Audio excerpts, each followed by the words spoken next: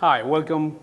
Thank you for coming. I was trying to riff with the title of the lecture, and what I like is there's something about the title of David which I find it incredibly provocative for many reasons. First, a disclaimer is introductions are never so easy to do. One, if you hate what that person does, you have to find a way to politely attack what they do. If you like what they do, you have to find a way to politely support it without looking too much that you are on their side. And in this case, it's complicated because David is one of my closest friends in the whole world, so I know too much. I know when he's going to lie. I know when he will be saying the truth to an extent. So bear with me in this tricky introduction. So, to me, David is a very. I find him an absolutely vital and critical force in the contemporary discussion of architecture through his teaching in Pratt and in the past in Penn and other institutions, and to his practice, Ruy Klein, which he shared with his partner, Karel Klein. And there were a couple of things that I want to touch in the introduction. One, I was thinking, Borges, which always we misuse so many times in architecture and conversation, particularly for those of us who came from Argentina, used to say that he was much prouder of the book that he wrote than the book that he wrote. And David is one of those kind of animals. I would argue that his work, and he's more proud of the work than he does, not only as a designer, but about the curiosity that he has with the discipline at large. His constant interest, in a way, is almost like childlike, in the way that the children play. They play seriously, but they play. And I think this is a very important thing in these times of confusion. And the other thing I was thinking is very interesting than David's lecture in the following week after Pier Vittorio Aureli. It seems like a good riff about, or a good Polaroid about the time that we are in terms of the discussion of the current state, what I will call the radical project or the progressive project. And it occurred to me when I was talking to the students today that in any particular cultural history, particular cultural historical time, there are always moments of innovation and radicalization of certain ideas that it seems to have three steps that we always do. One, first, everybody sort of believed blindly. Let's say with the computational project in the 90s, everybody believed in a blind way. Then it goes to a second phase of evolution or going deep, which everybody sort of starts to subscribe, and then there's always a moment of rejection and trying to kill it. And I think in a strange way we are in that one of those moments of rejection. And I think the rejection, it could be an interesting way. You can take a critical way to read about the problem. You can take a reactionary way, and I will go without naming names, but everybody can figure it out who I mentioned within that. And there is a third one, which I think David's body of work represents, which I find the most interesting, which is what I call the useless one, which is the one that keeps aiming for the notion of progress for progress' sake, without having a predetermination of the ambition of defining any kind of practical and functional application. I would argue that that probably is architecture in the more pure state. And I know that probably not everybody would agree with that statement, but I think that the pursuit of the pure state of architecture is absolutely critical for the health of the discipline. And I think David's works falls into that category. And it's up to you then to see in his lecture to see what I'm saying is truth, or is partially truth, or is total bullshit. But it probably is going to be somewhere in between the three of them. But I really want to reivindicate this notion of the pursuing of useless progress as a notion of architecture as a speculative cultural practice. I think more than ever is a time to define that logic, that genealogy, and this is the one that it should commit to a no compromise, and it has to be proud of the commitment to useless. So, going back to the title of your lecture, I find it strange that you call it going back to the strange object, because I don't think you ever left the strange object. I think you are the strange object.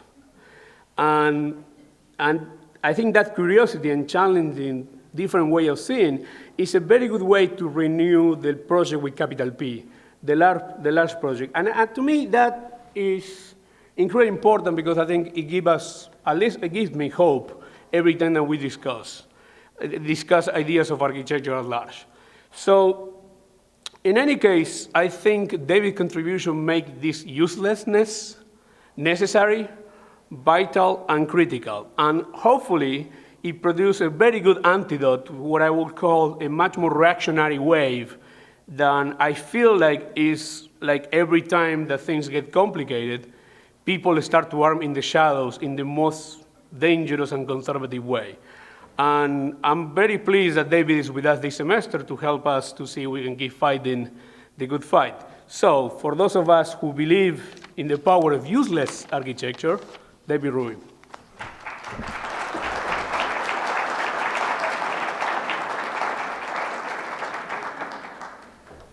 All right.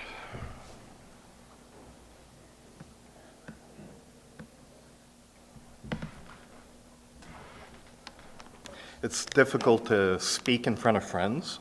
I'd rather speak in front of enemies. It would be a little easier, I think.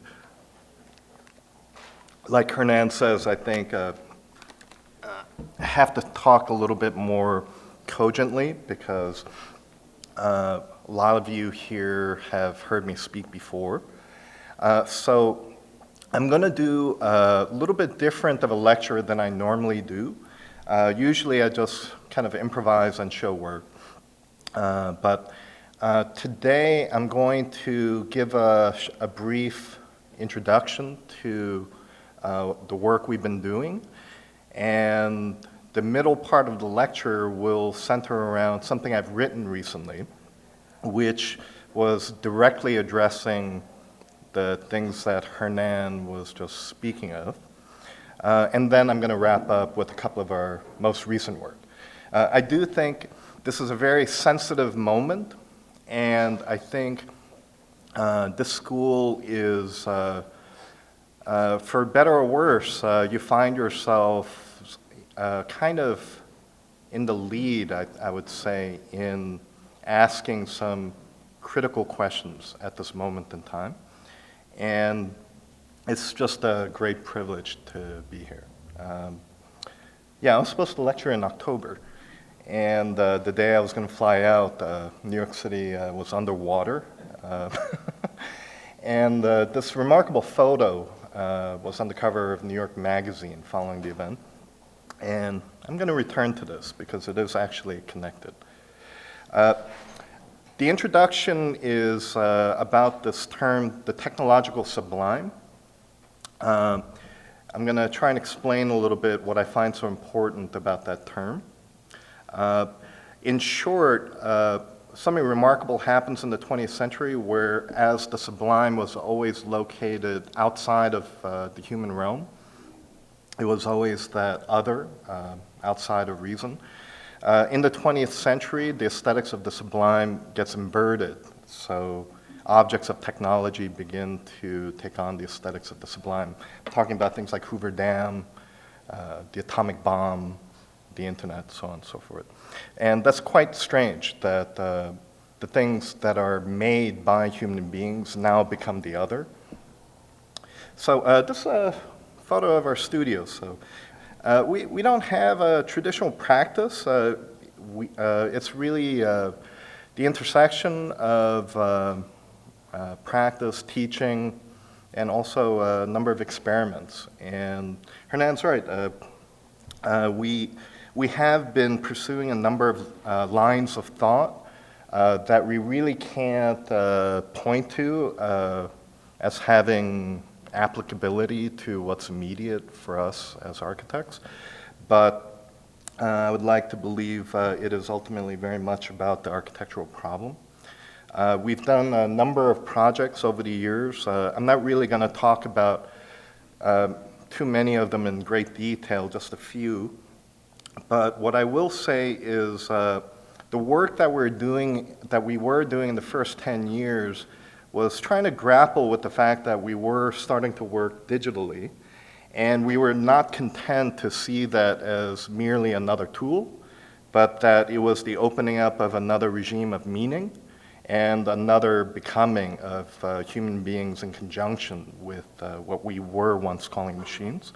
So all of this, for us, from very early on, shortly after graduating, I had the sense that it had to be addressed from the point of view of aesthetics, that an aesthetic regime which was almost like an aura of these new technologies was not merely about composition, but aesthetics with a capital A, which had tied to it a number of ontological and philosophical problems.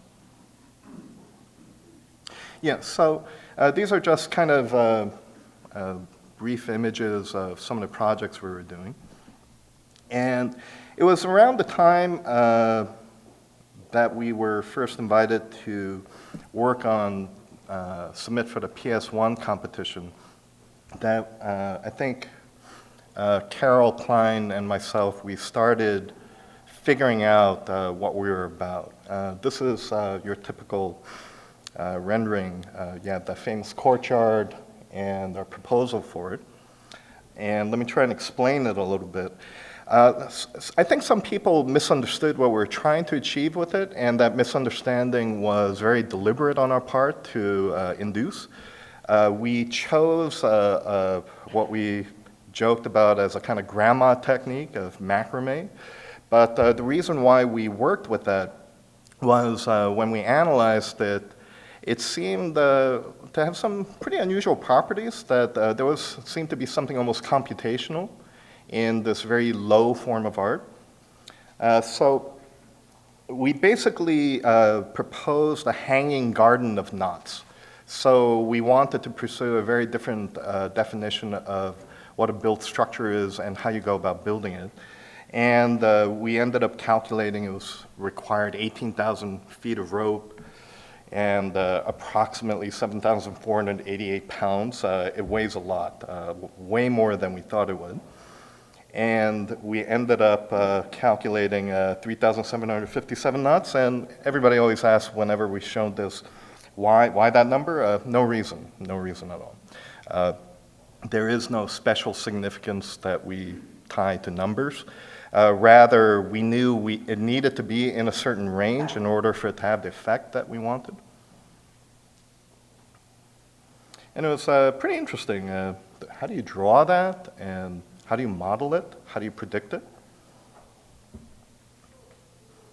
And we're also very interested in the potentials for how, like, there could be a kind of first level reading of the project that is purely metaphorical. It's like we bound PS1, we tied it up, but rather what became interesting for us was something much more impersonal that was happening in the generation of it.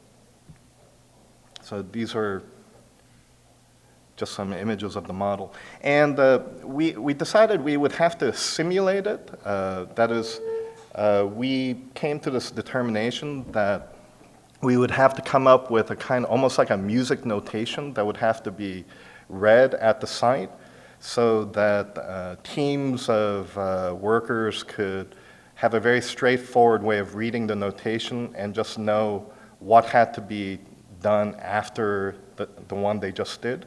That is, what type of knot has to be tied following what. So there was a sequencing. So we tried to simulate that in miniature, and that's how we made the model.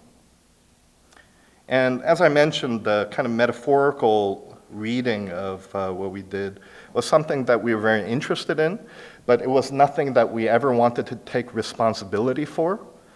We didn't want to say, oh, yeah, we're tying up the courtyard, you got it. Whatever anybody would choose to see or read in it or conclude about its meaning, we're open to all of it, any and all of it. So everything from nautical to the naughty, it was all fine. Yeah. Meanwhile, back in the studio, we were doing some fairly esoteric stuff to try and get a handle on the composition, because despite it all, we would not want to think of this as something where we write an algorithm and then whatever happens, happens. We wanted to take authorship of it. So we needed a way to see it. We needed a way to get a sense for what it could do. So we went from everything from dynamically tessellating from a fluid dynamics model. Well, I'll return to that. That's out of sequence. And we're looking at everything from the Encyclopedia of Fancy Knots to contemporary journals on topology. And we're looking at the science journals, so we could solve some very basic problems of how do you actually predict how long of a rope are you going to need? Because within the knot itself, there was quite a bit of length that just builds up incrementally.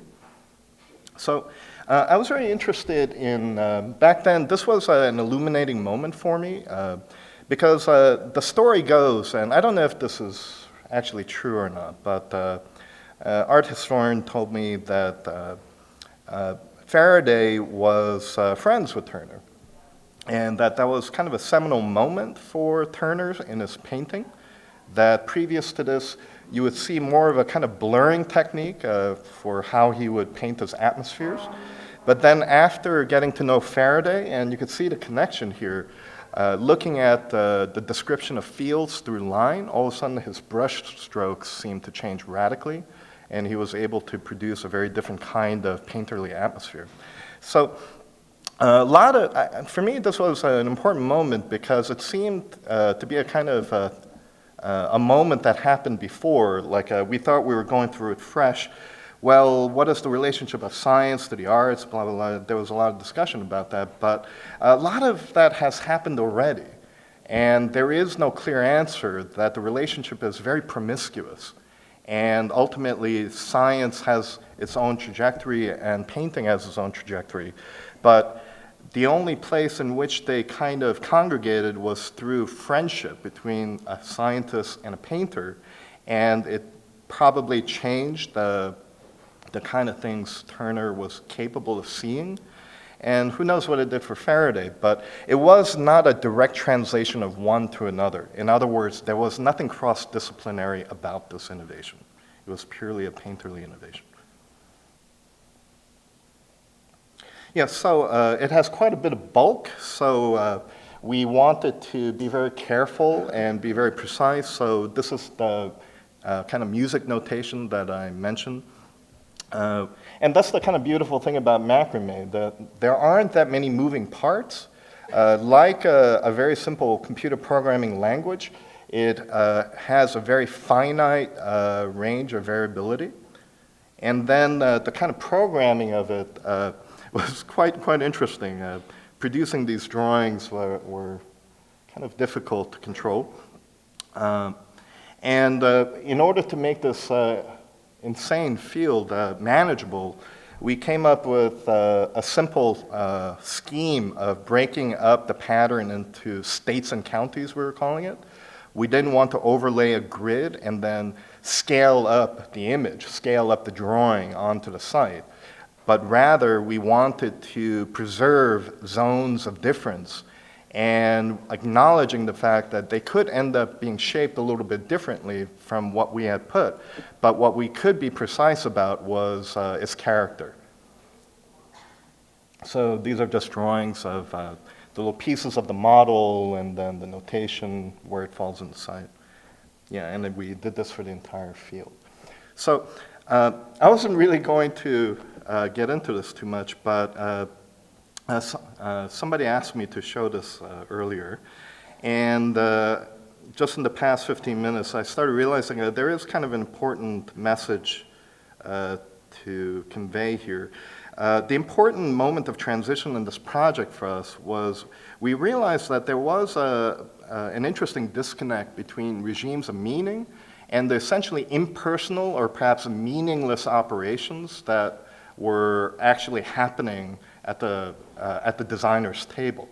That our decisions were not really about whether or not we wanted to signify particular things, but rather we're engaged in a much more mechanical, almost machine-like activity where we were manipulating things that really had no meaning. And then whenever we saw potential for possible readings, then we would push it in one direction or another. So this aspect of the impersonal became a very important topic for us.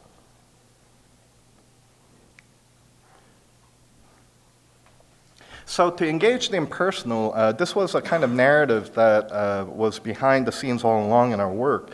We were constantly looking at scenes from nature and just asking questions like, why isn't it possible to produce these types of aesthetic experiences in architecture? And we started trying to analyze it more closely to see if we could. As you know, architecture has always had a very difficult relationship to nature. It's primarily been strategies of containment and framing. And all around us is this outrageous blooming and diversity that we're familiar with from when we're children on. But yet, we haven't been able to grapple with this uncontrolled diversity in what we can do in architecture. So this is your typical image of what you think of when you think of nature. But nature is pretty weird. It's not just a picturesque scene. It's also things like the blood belly jellyfish and bizarre bacteria. There are all kinds of things that you would have to admit is properly belonging to nature. So the aesthetic of this type of picturesque scene, I think, is ultimately about how we would like to think of nature. And so, if you zoom in on one area, you might discover a scene like this. And this, I think, is an absolutely brilliant shot in the original Frankenstein movie.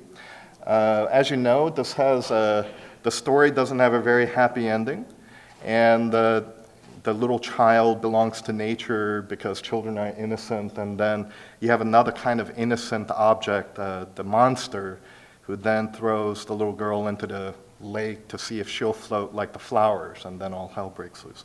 But the monster is technology, and that is the frame here, and that is what's meaningful about the situation. So setting the technological monster within this idealized picturesque scene, I think, was an absolutely brilliant move.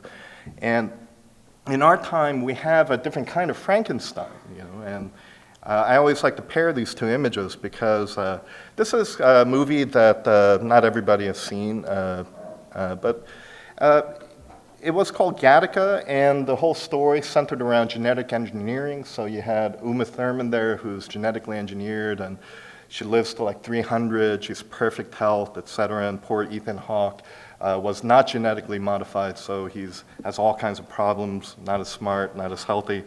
And what's interesting about this contemporary version of the Frankenstein story is here the natural-born subject, Ethan over there, is the monster, whereas the rest of the world has become genetically modified.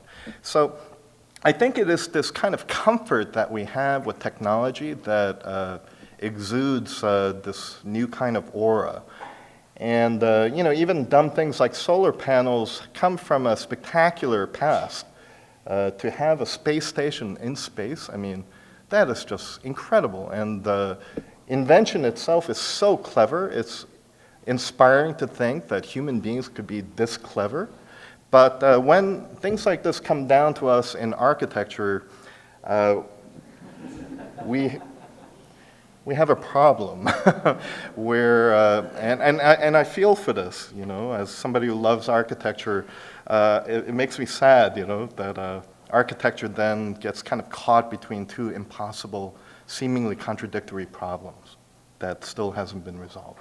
So, returning back to this question of the technological sublime, you have the more traditional sublime, you have the enlightened figure, enlightened rational mind looking out onto the infinite sublime that is out there, shifting now to the sublime that is us, or the thing that we have done, the stuff we have made is now becoming sublime. So this is the origins of this title, Returning to Strange Objects. So this is a subject that I've been grappling with throughout the work. And recently I started realizing that the relationship that we have to objects and relationships end up framing what could be opportunities relative to possibly new aesthetics that are emerging in our time. So back when I was in school, I thought it was really interesting that the first reaction to digital technology was to indeed use it as a computing device. So we're almost kind of unexpectedly tricked by the metaphor, because that's just a word. The actual stuff that's in here is far stranger and weirder than we know. And the word computer itself has very strange origins, which probably I won't get to tonight. But when we started using computers, it seemed like a very natural reaction to give it inputs. So you go out into the street and count pedestrians or measure the speed of the wind, et cetera, things coming from program, and then these are all parameters being brought to bear on a digital model, and then out pops the project. And we never believed it for a second. The good designers went through those kind of motions, but still made a pretty weird thing, nonetheless, that really had nothing to do with the measurable parameters. But I found it a very peculiar discourse that came with the computer. So since the mid-90s, architecture has accelerated its move away from the discourse of the architectural object, for all of these reasons, towards the discourse of the architectural field or network. The vicissitudes of the architectural object has lost this uncanny appeal, and recent work is more often than not circumscribed by the mental image of an underlying network of relations that is deep, dynamic, and more real than the object itself. A manic effort to interface with the perceived global network now seems to be the ordinary response to the anxiety that architecture is perpetually on the verge of being left behind by a constantly accelerating and interconnected world. In retrospect, popular paranoid fantasies such as The Matrix and The Wizard of Oz were reasonable depictions of the deep suspicion that reality is not what it seems. We celebrate the hero that sees the network for what it is, and share a common desire to discover the secret reality behind the curtain of appearances. Architects today are preoccupied with considerations of architecture as a byproduct of socio-cultural milieus. And this is a strange thing I saw on the website about how suburbia was being transmutated over in China now. Or as merely a plug-in of technocratic systems and networks, or even as the mere end calculations of measurable parameters within the literal or construed environment. Even those architects that are primarily interested in form and aesthetics have had a peculiar tendency to search for external parameters and constraints to couch the legitimacy of their architectural object in relationship to projected external milieu. Like Janus, the transition from object to field has had many faces, but has shared a single body moving towards the virtual. These days, it seems perfectly natural to think of architecture as a consequence of its context, however it is defined. The coordination of external force, sometimes measurable, sometimes hypothetical, and sometimes downright imaginary, is understood to be the central concern of contemporary space. Those who love architecture remain ambivalent about this state of affairs. On the one hand, we see earnest desire for engagement in the affairs and conditions of the world. This desire for relevance and participation in current events has de-emphasized the architectural object and emphasized the application of architectural intelligence to a wider field of operations. It is important to emphasize that the desire is sincere, and it is difficult to find fault in the inclination to be an active participant of the world. On the other hand, operating within the larger field has resulted in the authority of the architecture becoming vague and ambiguous. it has been difficult to define what exactly is meant by architectural intelligence. It has also been unclear whether or not such intelligence is actually needed by the so-called real world. It may be a severe underestimation of the intelligence that is already operating in the world, in other forms of practice.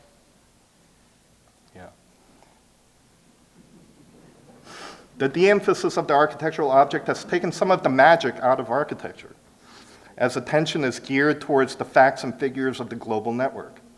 The mysterious power of architecture is rarely spoken of today without some embarrassment.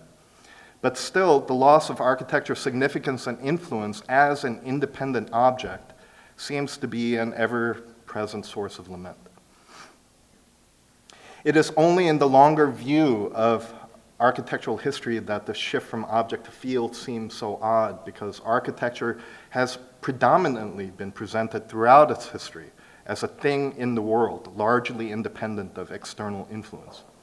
This shift from architecture as a practice of embodiment, whether it's of values, idealities, or of the universe itself, to architecture as a practice of coordination, because the contingency of architecture on external conditions seems to have become a default assumption. Considerations of the architectural object itself, independent of its context, now seem esoteric, and arguments for architecture's autonomy are judged to be anachronistic.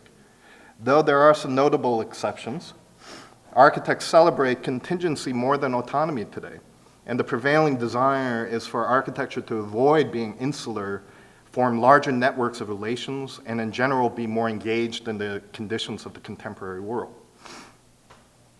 It is worthwhile to study this shift in more detail because there are some profoundly problematic assumptions and theories of the architectural field from an ontological point of view. But perhaps more tangibly, the shift has unexpectedly reshaped expectations concerning the authority of architects and the power of architecture. Both of these concerns, and I think they are surprisingly linked, needs to be addressed in order to assess the current state of the discipline and develop an alternative to the gloomy forecasts for the practice. But before these concerns are addressed, nature must be mentioned. Although the expression of cultural values and the integration of architecture with urban fabrics are more widely recognized as contextual considerations, the urgent contextual concern today pertains to architecture's relationship to nature. Nature is the ultimate milieu, the all-encompassing field of material phenomena. In this respect, the examination of architecture's move from object to field at this moment in time is also an examination of architecture's move towards nature. Perhaps architecture's movement from object to field culminates in the involuted erasure of the architecture-nature divide. And it is important to consider this move from both the standpoint of architecture as a discipline and architecture as a practice. As an old discipline, architecture finds the problem of nature deeply embedded in its history.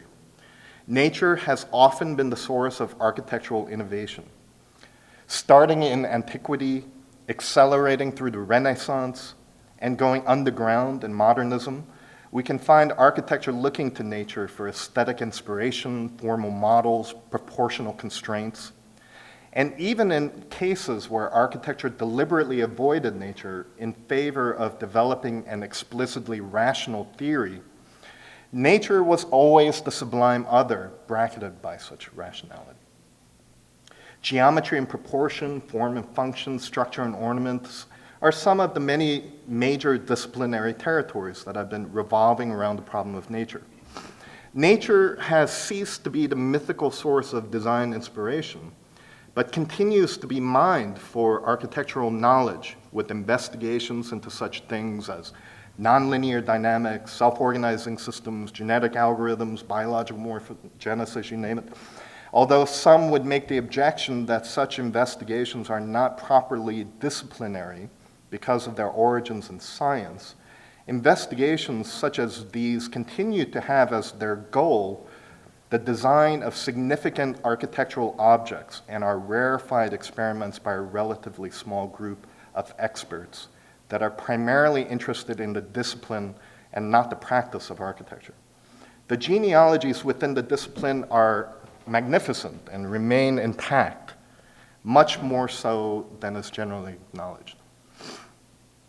In contrast, architectural practice has not had much concern for nature until recently.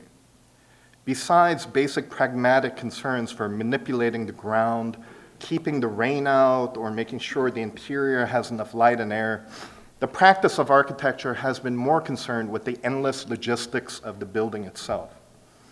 This has dramatically changed. Faced with the impending doom of global warming and environmental collapse, architectural practice has been forced to also contend with the even more impossible logistics of the environment itself. To cope with such demands, ecological theory has necessarily entered into the architectural practice. Ecological theory and its extension into the ethics of architecture as material practice has outlined the imperative of sustainable practice today and has largely replaced the disciplinary investigations of nature that were dominant in the academy prior to modernism.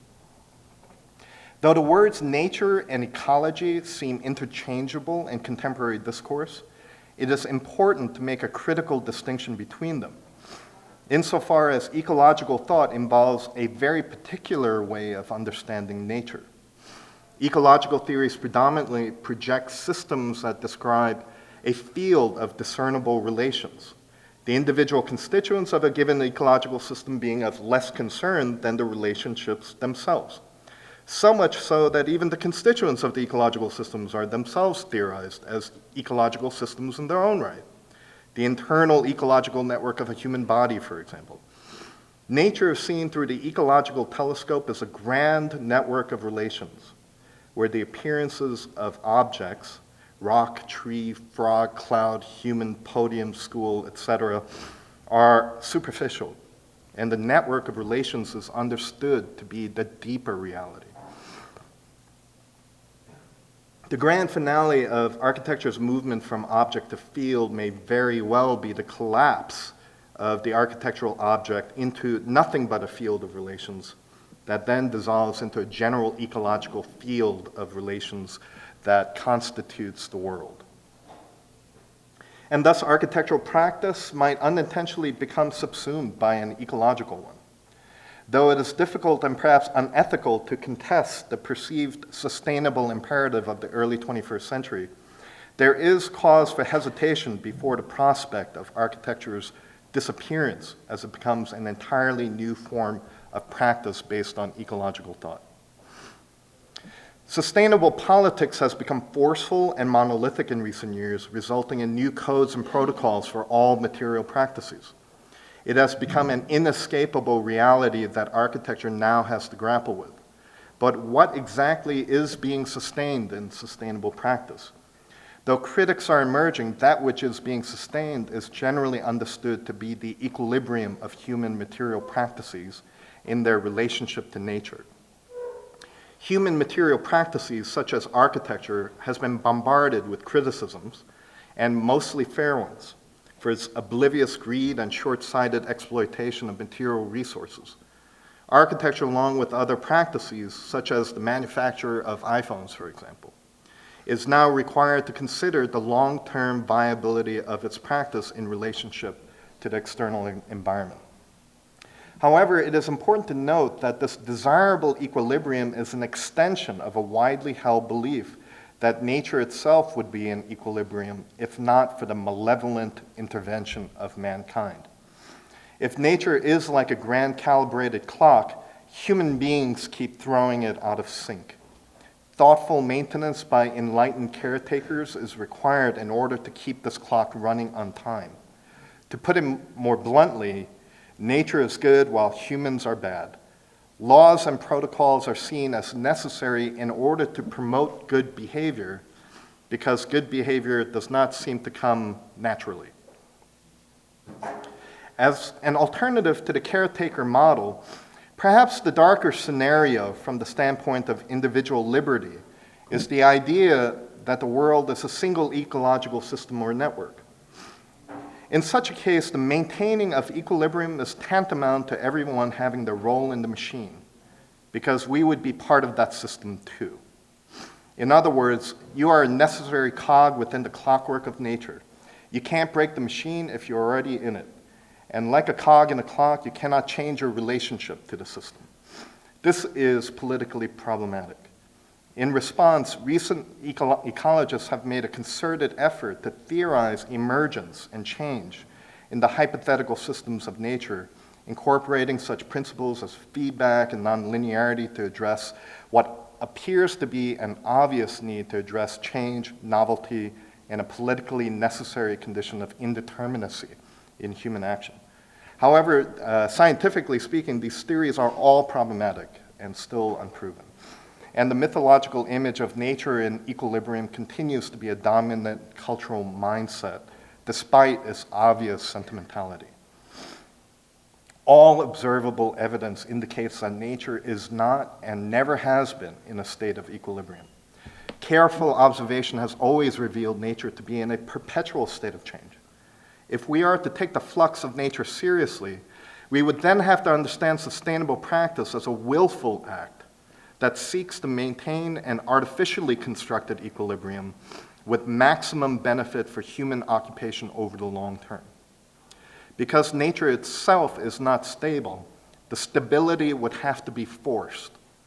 If the sentimentality associated with the mythological image of nature is eliminated, the aesthetics of gentle stewardship and bias against artifice would go with it, leaving nothing but impossible questions regarding what exactly constitutes maximum benefit for human occupation, and the even more difficult questions regarding how to construct and enforce such conditions. The flux and instability of nature is an astonishingly problematic condition because ecological systems theories, despite their many successes, have never been able to fully account for change in networks or relations.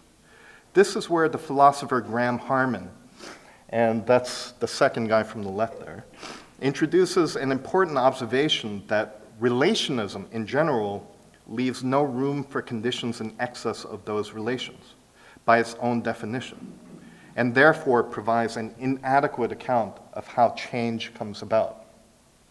So all this time we thought network theories were about accounting for change. In actuality, it may be very well the reverse. Making the simple but provocative observation, Harmon goes on to espouse greater focus on the development of an ontology of objects and objects alone, abandoning ontologies of the mind in relationship to the world, such as Husserl's phenomenology. In this new object-oriented ontology, the human being is a being like any other, an object like any other. And I think Hernan actually referred to me as a strange object. You're right. The provocative extension of this line of thought is the necessary conclusion that objects withdraw from one another. To explain the strange idea, it is necessary to be briefly reminded of the problem previously pointed out concerning relationism. If an object could be completely exhausted by a summation of all of its relationships, there can be no way for the observer to change its relations. Therefore, there must always be something about the object that is in excess of its qualities and its visible relationships. There will always be some dark nucleus of objects, as Harmon puts it, that is withdrawn from access by other objects. The being of the object is always more than the summation of its relationships. If we pause for a moment and apply this ontological insight to what I've been saying so far, we can suppose that the architectural object, if it is indeed real, if it is indeed unified, is always more than any summation of any relationship that we can describe. The architectural object, like any other object, would also have that dark nucleus that cannot be exhausted by a list of its qualities. Going further, this object-oriented ontology would have to throw the being of any relational model into doubt. Parametricism, for example. Though networks and fields may continue to be eminently useful models of understanding, they carry with them a flawed ontology. In the end, the field is not real in the same sense that the object is. None of this suggests the abandonment of field models. We can conclude that field models cannot be legitimized as a deeper way of understanding the thing in front of us. Upon analysis, quite the opposite. We can continue to incorporate field models for their usefulness, but should remind ourselves that they are artificial constructions. Perhaps most astonishing in this object-oriented ontology, and why I feel it necessary to focus so much on it, is that two terms that have been used by me liberally throughout this talk, nature and world, are themselves not real objects. What we refer to as nature or the world is comprised of real objects. This frog, that tree, this river, that building, this podium, the school, these are all real objects. But the hypothetical supercontainer of them all is actually not a real object. It is a false unity. In this respect, Harmon's object-oriented ontology opens up a unique possibility of rethinking the peculiar problems associated with the problem of nature. A return to the object would have to be understood as a turning away from a mythological or sentimental understanding of nature and turn towards the particularities and the essential strangeness of the objects themselves. Just as Timothy Morton in Ecological Criticism sees the need to investigate the possibilities of an ecology without nature, I think we very may well want to investigate the possibilities of an architecture without nature.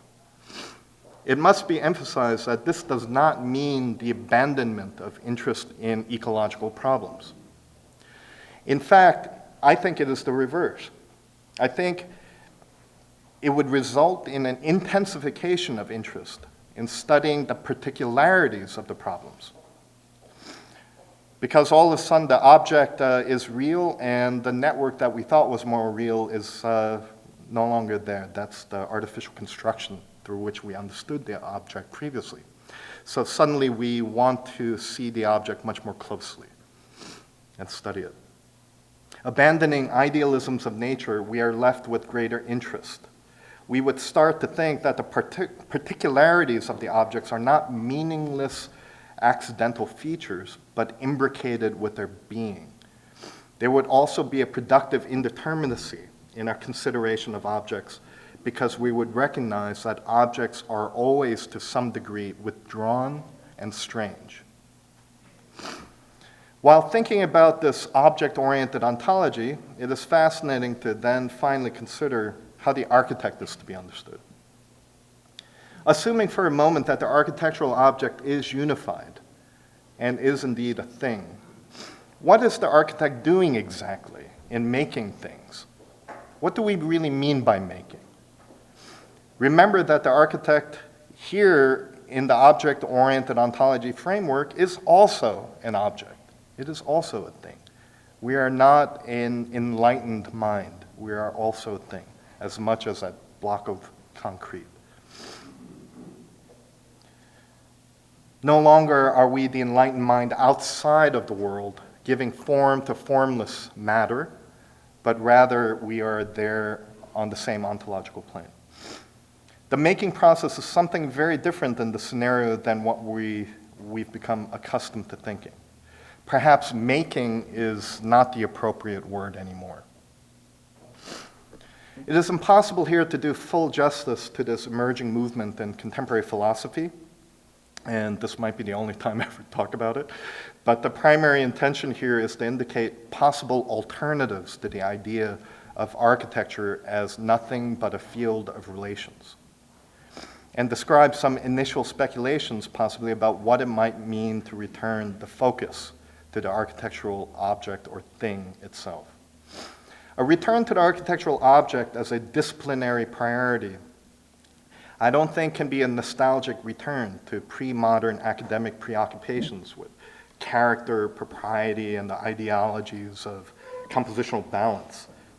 Nor is this return to the object, a simple return to figuration and detached massing. I think we should be careful not to be so literal about the word object.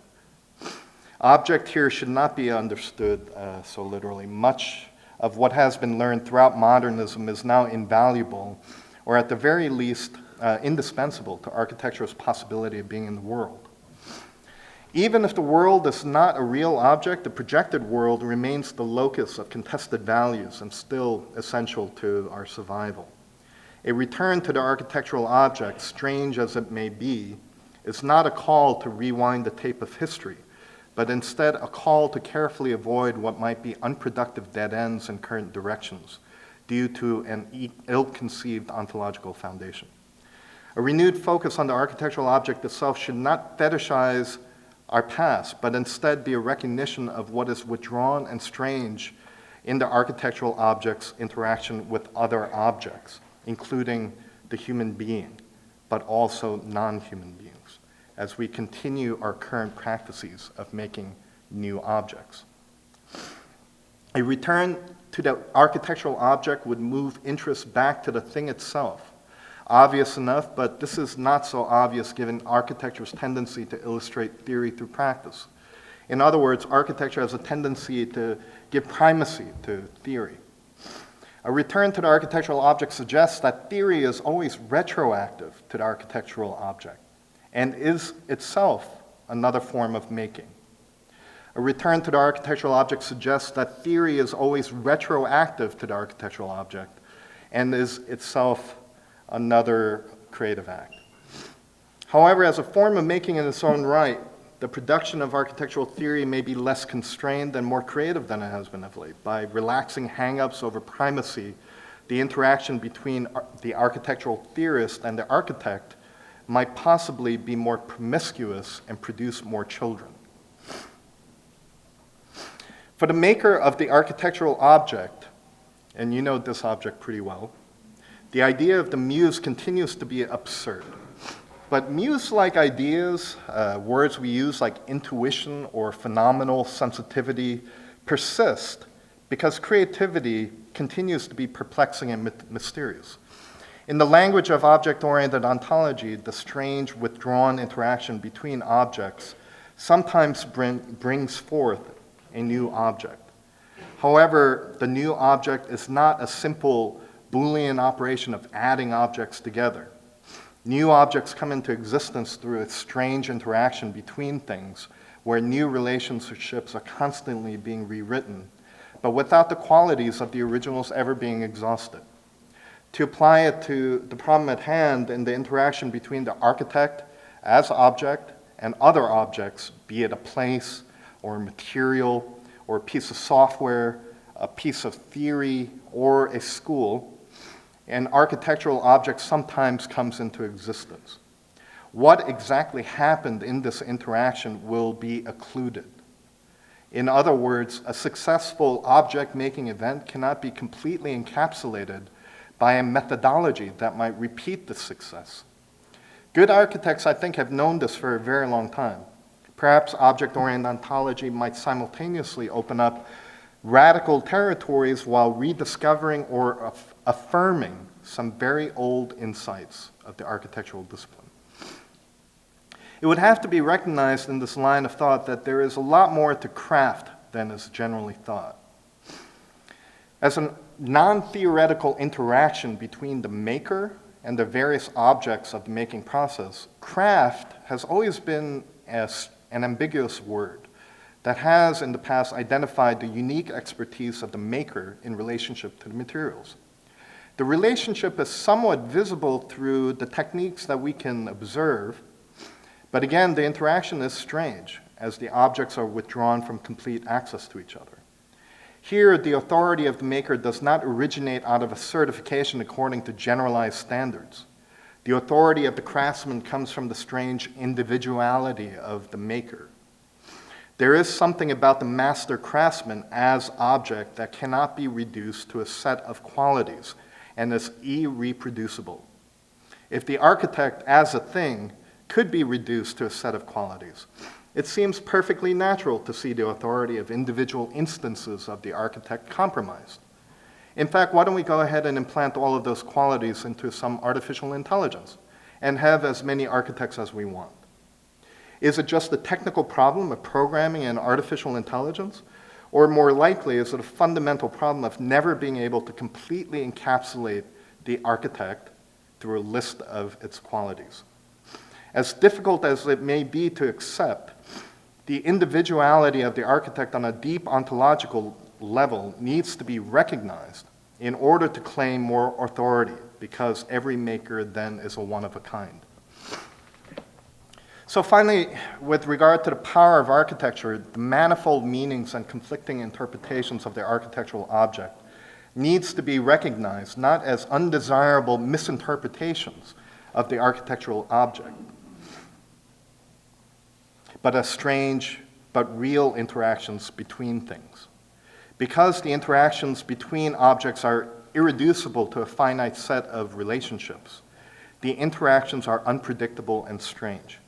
Meaning here, understood as a consequence of interaction, then cannot be critiqued in terms of proper and improper interaction, which is essentially a political problem.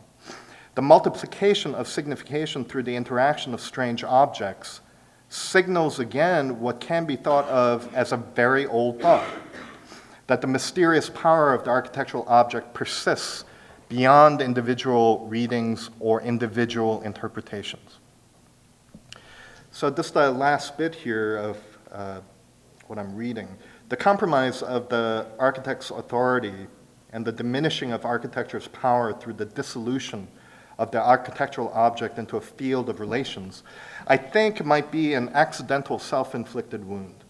Through the sincere desire to be more in the world, architecture may have accidentally turned away from the very real objects right in front of it.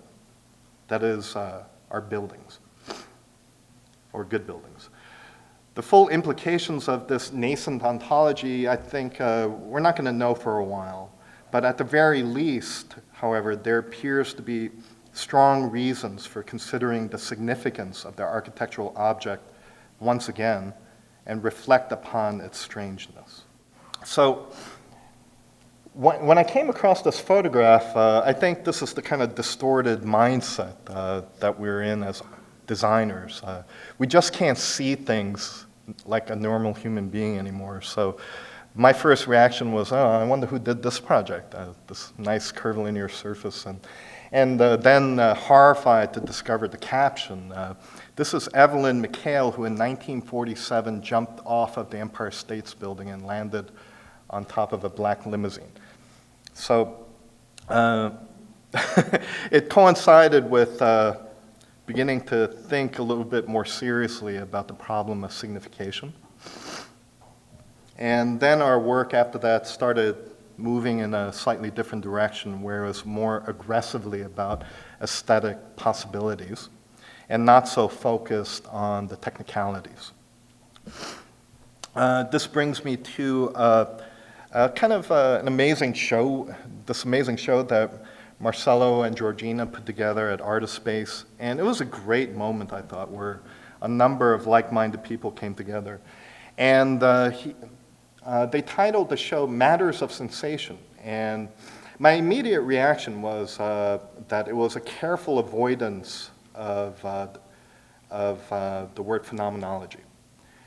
Because phenomenology and its traditions and its weird transmogrification in architecture versus philosophy, I think was the last place we thought we would end up working with computers, back when we thought machines would open up completely new worlds. And then to think that we have to deal with it, I think was a very difficult proposition. So in any case, with that title, I thought this would be the perfect moment to investigate something I'd been interested in since PS1, which was Rorschach Tests. And when I talked about our PS1 work, I spoke about how we became very obsessed with the fact that we were working in such an impersonal way. And what we were making was leading to multiple readings, that it seemed to mean different things for different people. And not to see that as a problem, but to see that as an interesting aesthetic strategy.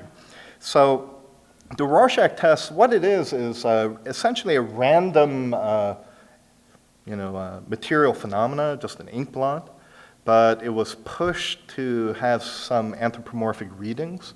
So it's not completely innocent, like seeing the Virgin Mary in a potato chip, I guess. But it is a construction. It is a carefully constructed object with a very open-ended set of significations. So we developed our, it might sound strange, but a kind of digital ink blotting technique.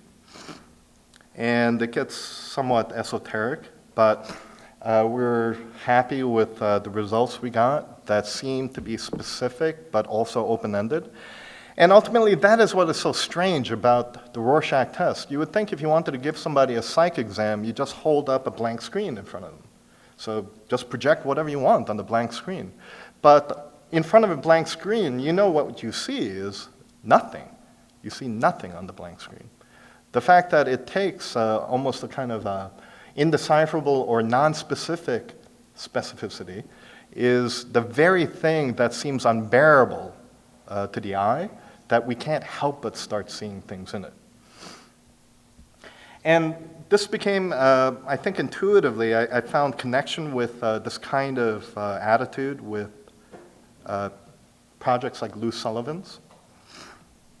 And upon investigating some of his work and reading his treatise on how to generate ornament, I thought it was fascinating that he too seemed to be engaged in a very strange impersonal process that is then retroactively theorized as something that comes from nature. And there's this whole weird thing about the seed germs of nature sprouting and taking over buildings. It's totally ridiculous, actually. But just looking at the drawings themselves and working backwards instead of forwards, as he's asking you to do, you see a much more profound activity. So it led to this kind of final series of fabrication experiments. And I thought it was pretty interesting to, like PS1, trying to arrive at a kind of excessive precision to produce, in essence, meaningless complications that has to be read, that you can't look at it and think it means nothing. And at the opening, it was really interesting to have all kinds of people coming up to us absolutely convinced that they had figured out what was inspiring us and the reading we wanted for it. Everything from trilobites to white roses. And I thought that was awesome, and that's when I felt like I accomplished something.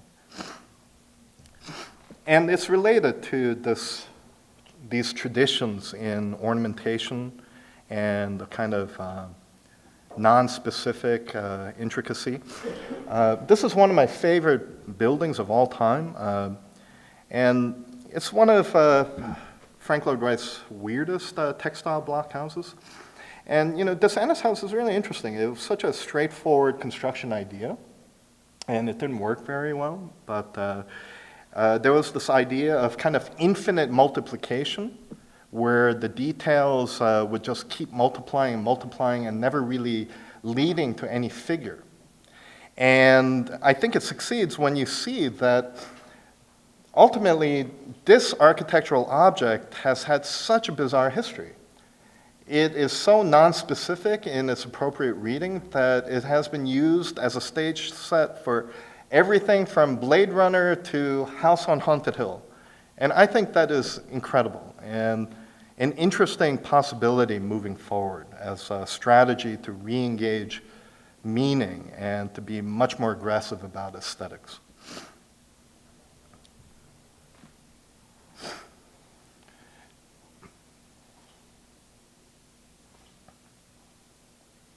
I'm just skipping ahead here because I want to get to the last piece. But these smaller blocks, they're printed on a pretty outrageous machine where it was just total blind luck that we met the people who run the company.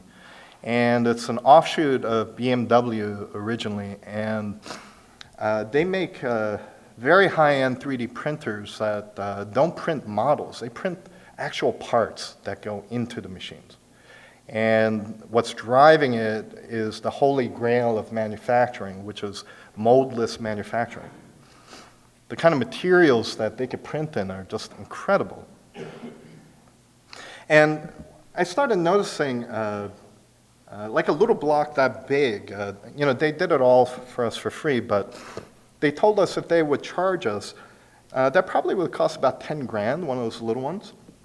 And it's such a high-end process that really has few applications currently. So I think that was their kind of shot in the dark, that maybe would come up with some application that would have more wider appeal. Then they sell more machines and price comes down, et cetera, et cetera.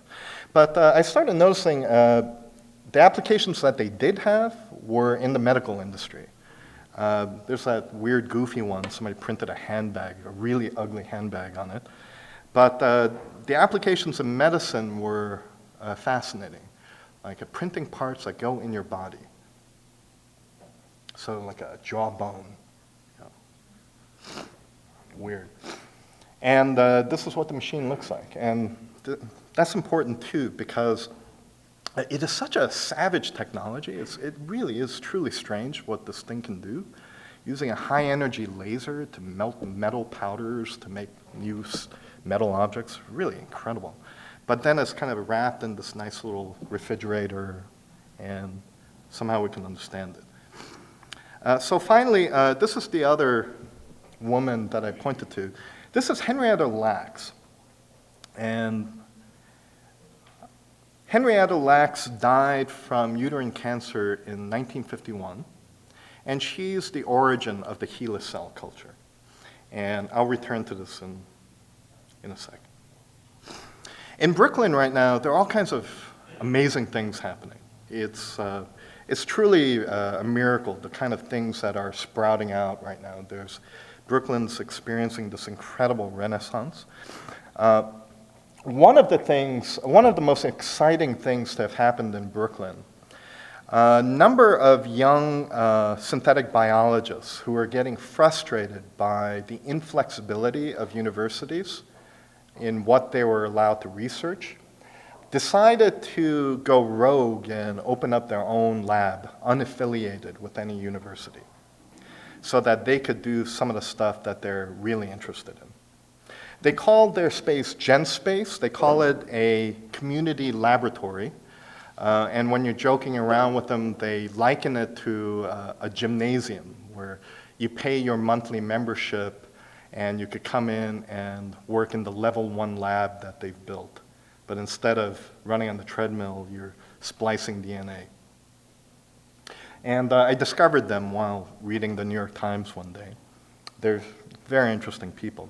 So I went down there and introduced myself, and we got into discussions about, yeah, this is a pretty strange time for synthetic biology. People are growing artificial kidneys and such. And that resonated with me a little bit because we had just kind of come to a close with our own experiments with technology. We were kind of getting ready to go back to more properly architectural work, but then a possibility came about when Oliver Medvedik, one of the founders, mentioned that they had been considering genetically engineering some tissue culture and printing it. They were wishing that they could print it using a 3D printer. And one thing led to another, and we came up with this project that we got some little bit of grant money for that we're calling a bioprinter. This is going to take a little bit of explaining. These are the three major collaborators with us. On the upper left, you have Oliver Medvedik. He is one of the founders of GenSpace and the director of the scientific programs. He's on the faculty of the engineering school at Cooper Union. To the right is Nina Tandon, who is a researcher at Columbia University Laboratory for Stem Cells and Tissue Engineering. And she's also a professor in the engineering school at Cooper Union. On the bottom, you have Richard Sirac, who is one of my colleagues at Pratt, and he's the principal of Formula. Oliver and Nina up top, they're both TED Fellows. They're absolutely brilliant. They're young, they're charismatic, and Richard, below them, has been tinkering with do-it-yourself 3D printers. So Oliver and Nina are bringing their expertise in biology, and Richard is bringing his mechanical knowledge. And this is a shot of GenSpace the other day with our assistants, and that's the laboratory in the glass over there. And it's a great lab. It's not what you would think of as labs. Nobody's wearing lab coats. That's indeed beer and wine on the table. So it's very casual and more like a seminar room than a lab. And my agenda here is this seems to become the appropriately absurd endgame to our digital fabrication experiments. Because the moment you shift into actual living tissue, it becomes very problematic to persist in our standard concepts of media and content. Because living tissue is not exactly paper.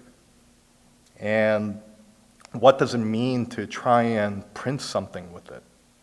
Why would it even matter that we form a projected image onto this matter? So this is the machine, this is the printer.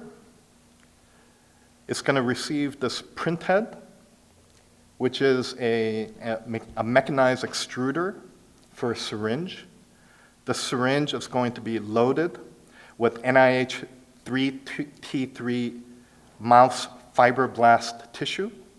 It's an immortalized line of mouse cartilage tissue, meaning basically it's like a cancerous cell. It'll divide indefinitely. That's why you can culture it. These were our first 3 tests. The cells get deposited onto a collagen scaffold, this stuff. We're now experimenting with depositing the cells into hydrogel so that we can actually form things with it. The longest we've been able to keep it alive is 2 weeks. After we print it, we culture it, we have to keep it alive in glucose, in a glucose bath, and keep pumping antibiotics in it. We're not joking. We have to keep it alive. It dies. So this one died when it accidentally got contaminated with fungus. And this is where it's going to end up. We're going to genetically modify it with GFP cells so that when you put it on the black light, it will glow in the dark. So it's glow in the dark disembodied tattoos that's printed. So this is the protocol that was written for us by Nina. It strangely resembles some kind of recipe for chicken pot pie or something. And believe it or not, I'm starting to understand what these steps are. This is Nina working in the lab. Everything has to be done under this ventilated hood to keep it contaminant-free. So it's always blowing in one direction, so spores are being kept away from the cells. It's a kind of a time-consuming process, actually. A lot of labor involved. So this finally is Henrietta Lacks, and there would be no cancer research today or AIDS research without the HeLa cell. The HeLa cell line of tissue culture comes from her body. The story goes, at Johns Hopkins, they had removed a tumor, and they kind of forgot about her, and then she ended up passing away. And months later, after she passed away, the doctor was horrified to discover that cells were still replicating. So they isolated it and cultured it, and they were shocked to discover that they had found the first immortal cell. And subsequently, it became the medical testing product. So today, cells from Henrietta Lacks' body exist on a planetary scale. It's in every laboratory. And only recently, just in the past 3 years, did the story even come out. Nobody ever knew where these cells came from. And it's very strange when you read the story about this. There's interviews of her children, and there's some very strange questions that are asked, like for example, what does this mean? Does this mean she's still alive? You know, in what sense is she still alive? So this is the kind of problem that becomes urgent, I think. It is a confrontation with a very strange object. That is, the HeLa cell line is a very strange object. But then, for that matter, so is Henrietta Lacks, and so are we all. And in our experiments and in the work that we do, I think it's very useful to work still with models of understanding that we've been working with for 1,000 years. But yet, I think there are types of problems that are emerging where some of those logics are no longer useful. So, like I said, this kind of bookends for us this line of thought which started with an interest in nature and a line of thought that led to the question of whether or not nature is a real thing at all. And as Graham Harmon said beautifully in a radio interview, as he was pushed to make some kind of conclusion about where he stands politically. And his final statement was, my general problem with critical theory and Marxism is that it has a tendency to lump all problems into one, so that he's based out of Cairo, and he observed that during the Arab Spring, that it wasn't your typical revolution. It wasn't the rise of the work and so on. There were middle-aged, wealthy women there throwing rocks and so on. That it was an event that really didn't quite fit models of understanding that we had. So he likened that older ways of thinking and pre-existing ontologies as like pouring 10 different bottles of expensive wine all into the same jug and drinking it all at once. That the difference between objects is actually interesting and quite profound, and that we may need to start considering the object in particular. So with that, thanks for listening.